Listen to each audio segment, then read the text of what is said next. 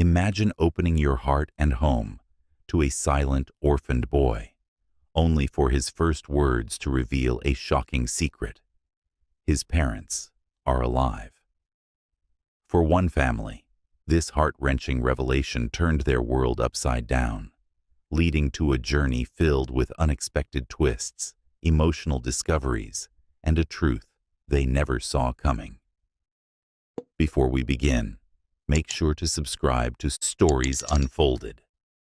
Here, we bring you powerful tales that inspire, shock, and remind us of life's unpredictability. Let's dive in. Sarah and Daniel had always dreamed of being parents.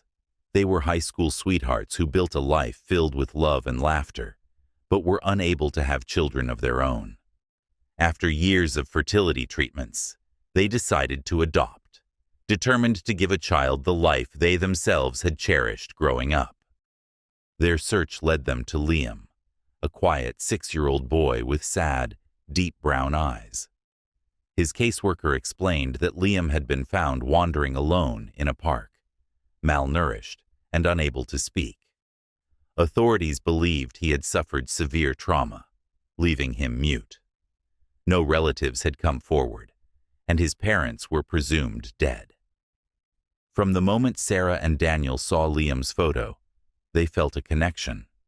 They knew he was meant to be part of their family. Bringing Liam home was both joyous and challenging. He was shy, withdrawn, and rarely made eye contact.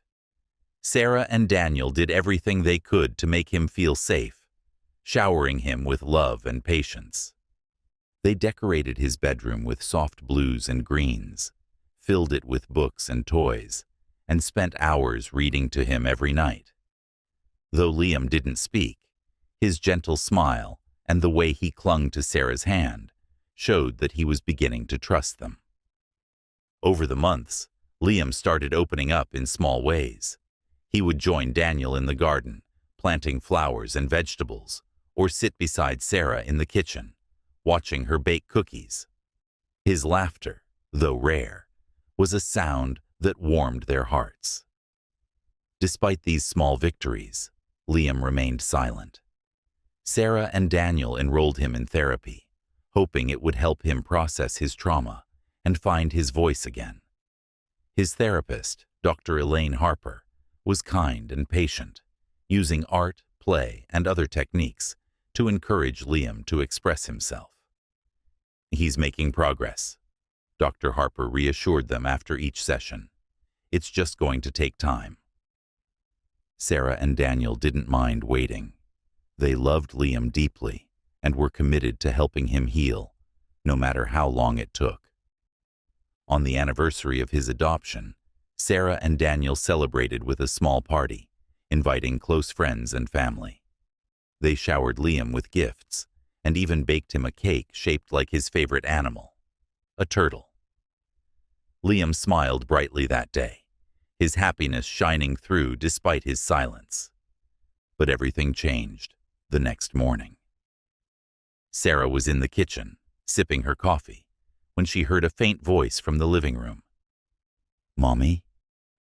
Her mug slipped from her hand, shattering on the floor. Heart racing, she ran into the living room. Liam was sitting on the couch, his wide eyes filled with fear.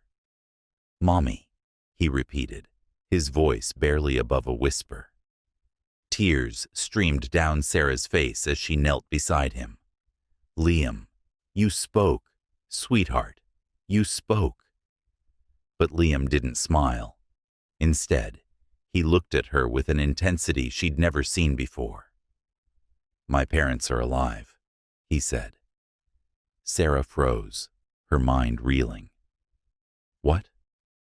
What did you say?" Liam clutched the hem of his shirt, his tiny hands trembling. "My parents are alive," he whispered again. "I want to go home." Daniel walked in, his face etched with concern. "What's going on?" "Liam spoke," Sarah said, her voice shaking. "He said his parents are alive." Daniel's jaw dropped. "Liam, what do you mean? Can you tell us more?" Liam hesitated, his gaze darting between them. They're not gone. I saw them before I came here. They were crying. They told me to stay quiet, or bad people would find me.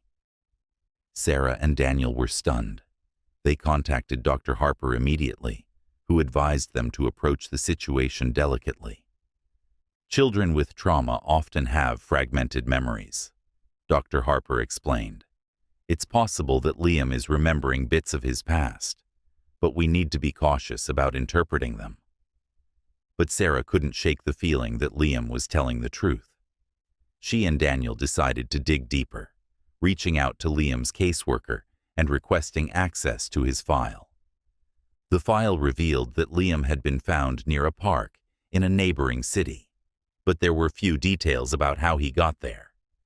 His caseworker explained that no one had come forward to claim him, and all attempts to locate his family had failed. Determined to uncover the truth, Sarah and Daniel hired a private investigator, Mark Taylor, to look into Liam's background. Mark was skeptical at first, but agreed to take the case after hearing Liam's story. Weeks turned into months as Mark followed leads, interviewed witnesses, and pieced together Liam's past. Sarah and Daniel tried to remain hopeful, but the wait was agonizing. Then, one evening, Mark called with news that left them breathless. "You're not going to believe this," he said. "I found them." Mark explained that Liam's parents, Hannah and Eric, were alive and had been searching for him tirelessly. They had been forced to flee their home after receiving threats from dangerous individuals. Believing Liam would be safer without them, they had left him near a park, hoping someone kind would find him. Sarah and Daniel were overwhelmed with emotion. They had grown to love Liam as their own, but they knew they couldn't stand in the way of reuniting him with his birth parents. The reunion was arranged at a neutral location, a cozy cafe, where Liam could meet his parents in a safe and calm environment. When Liam saw Hannah and Eric, his face lit up with recognition. "Mommy! Daddy!" he cried, running into their arms. Tears streamed down Hannah's face as she hugged her son tightly. "We missed you so much, sweetheart," she whispered. For Sarah and Daniel, watching the reunion was both heartwarming and heartbreaking. They had spent a year building a life with Liam, and the thought of letting him go was almost unbearable. After the initial reunion, Hannah and Eric thanked Sarah and Daniel profusely. "You saved our son," Hannah said, her voice trembling. "We'll never be able to repay you for what you've done." Sarah smiled through her tears. "Just promise us you'll give him the love and safety he deserves," she said. Over the next few weeks, Sarah and Daniel worked closely with Liam's birth parents to ensure a smooth transition. They spent time together as a group, sharing stories and helping Liam adjust to his new reality.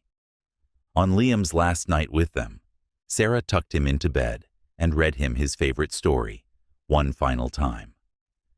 "We love you so much, Liam," she said, kissing his forehead. "I love you too, Mommy," he replied, his voice small but sure. The next morning, as Hannah and Eric came to take Liam home, Sarah and Daniel hugged him tightly, whispering words of encouragement and love. Though Liam was no longer living with them, Sarah and Daniel stayed in touch with his family. They received regular updates and even visited on special occasions. The experience changed them forever. It taught them the depth of love, the strength of letting go, and the resilience of the human spirit.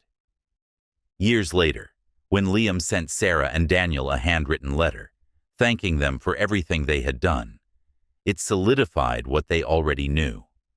Love, no matter how brief, leaves a lasting impact. This story is a powerful reminder that family isn't just about blood.